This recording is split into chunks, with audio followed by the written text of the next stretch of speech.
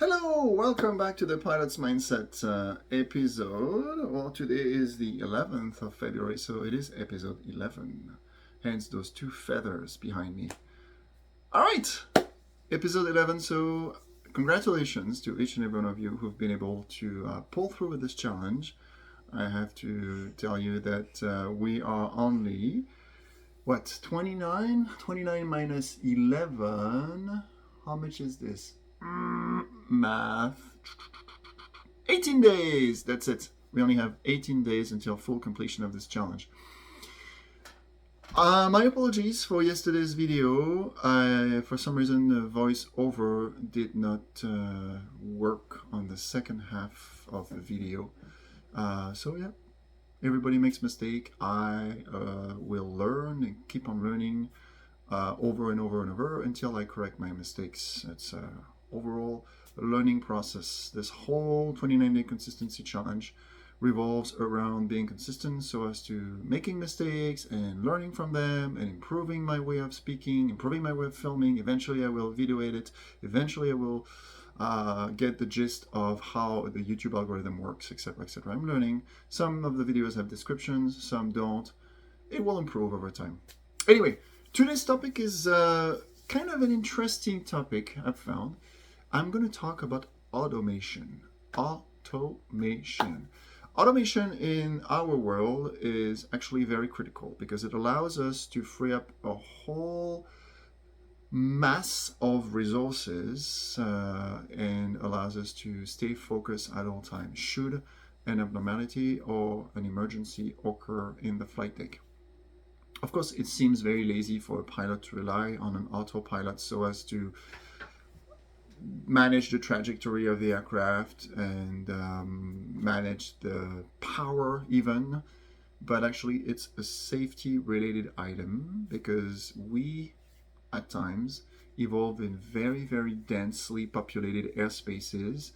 And thanks to automation, we are able to build a good situation awareness that we would not obviously be able to build should we have to focus on the aviate portion of the flight.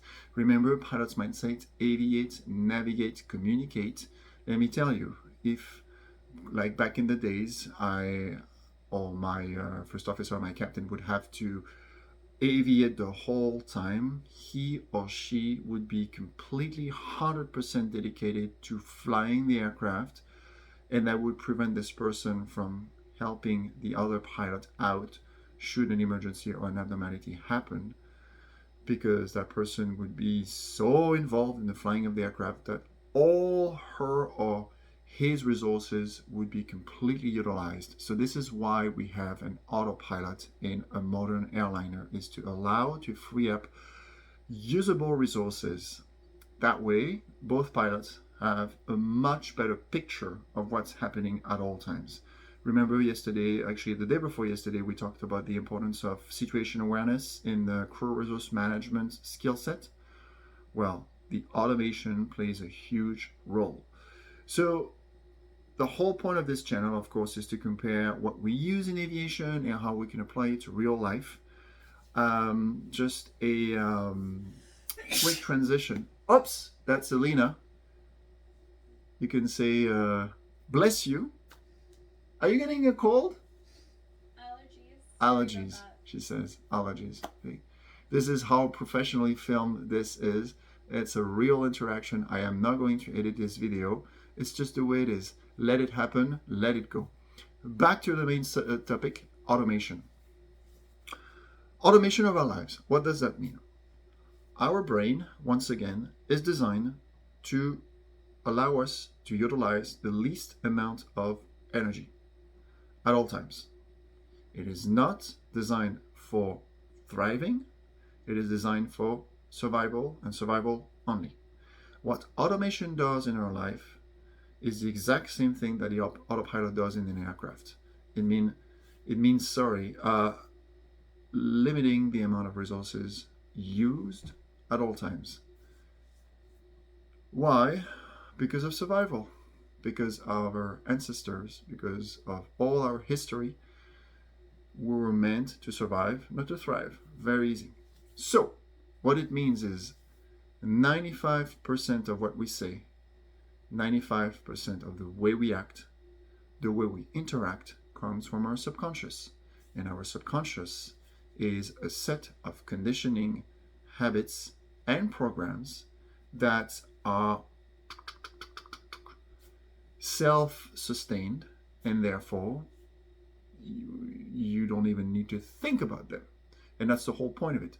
So the whole point of this video is to bring more awareness. It's a little exercise that we can practice on a daily basis.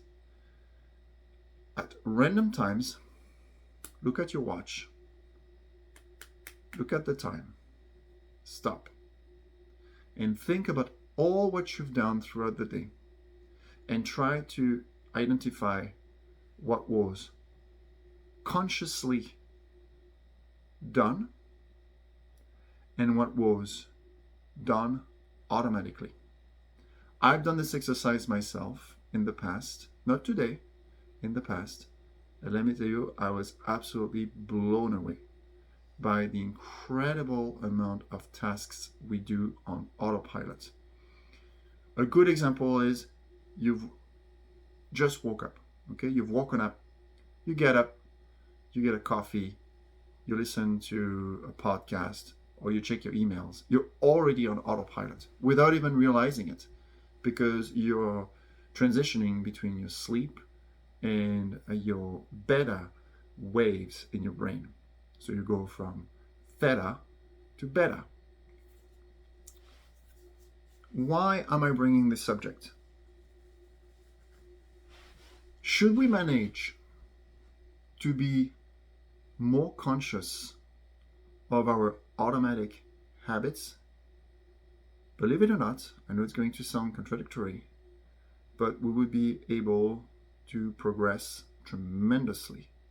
Yes, that would require a little more energy on our behalf, but we would be able to control our daily habits in a much more efficient manner.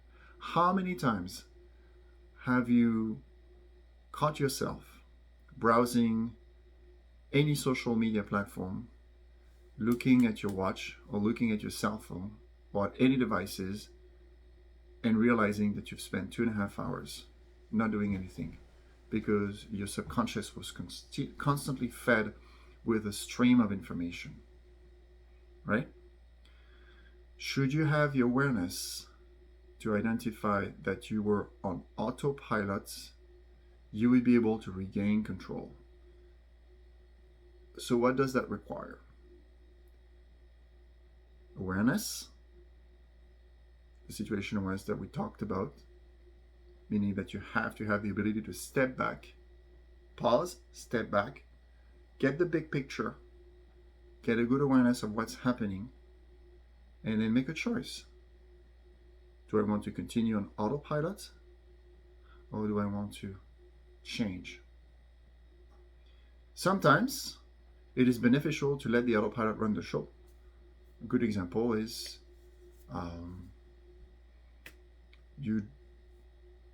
I don't know, like what would that be a good example? Well, driving, for instance. Driving in an area that is not very problematic, that you know you're not going to encounter many traffics or anything like that, and it's pretty safe to let the brain be on autopilot. Okay, that's fine. Why? Because if you start thinking at each and every step that you're going to have to accomplish with regards to driving the vehicle itself, meaning, say, you have, even in, say, an electronic shifter, for instance, if you don't have an automatic, it's going to be incredibly taxing for your brain to be fully on. So sometimes it is beneficial to leave the autopilot do the job. In the same token, it's beneficial to leave the autopilot do the job in cruise portion of the flight, or at least in areas of the flight that do not necessitate too many changes. So it's the same way with our daily lives. And some other times, like browsing any social media platform without actually getting something out of it is not going to be beneficial for your life. So if we manage to have the awareness and say, hey, stop, I am on autopilot, I recognize that I'm on autopilot, that my brain is just running the program, then I can redirect myself and redirect my thoughts and change. And even further, there are many times where we tell ourselves fallacies, really, because we've been programmed to think this way. If we manage to say, hey, my response is not a choice, it's actually the program that has been conditioned, installed in my brain, and I know I can change the program. Some people will tell you that they can change the program through meditation. Some people will tell you they can change the program through forcing new habits, using consistency. Consistency is a very, very powerful tool, using the 1% rule, aiming at being rational and trying to be 1% better. Some people will tell you that they are able to change the program by using other techniques that are a little more advanced, like hypnosis, the Silva method, etc., etc. But the whole point is to first be aware of what the autopilot is good at doing and not so good at doing. Meaning you have to differentiate the times where the autopilot is useful and the other time where the autopilot works against you. And that's the exact same thing in our job. There are times that when the autopilot mode is extremely important, especially in cruise, especially in critical phases of flight, because it allows us to have way more resources should something off the script come into play. And then there are other times where the autopilot needs to be disconnected because the autopilot is either too slow to react or just plain irrelevant. A good example would be a potential collision avoidance.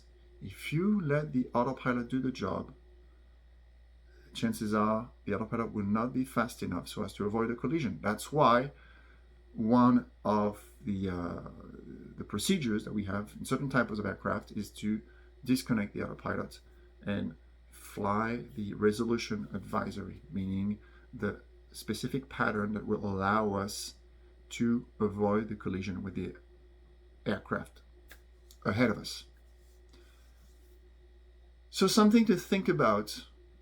It's a little deeper than usual, but I think what's happening actually with this experiment of the pilot's mindset is the more I dig into this idea of trying to draw parallels between what we use in the flight deck, what we use as flight crews, and what we can apply in our real life, the deeper I think it's going to get. This is why it's so interesting to do this consistency challenge. Some days I struggle to find ideas. Some other days it comes off more naturally. But one thing is absolutely obvious. Thanks to this consistency flow, even if sometimes there's a mediocre video that comes out, there's a constant flow of ideas that is now flowing and allows me to have a different approach than even 10 days ago. That's my 2 cents for tonight. Thank you very much if you are doing the consistency challenge, or thank you very much if you watched this video until the very end. I hope that it somehow triggered a few ideas in your own way of managing your autopilot system. And maybe it inspired you to potentially make some changes for your betterment, for your personal development. I will see you tomorrow. In the meantime, keep the blue side up.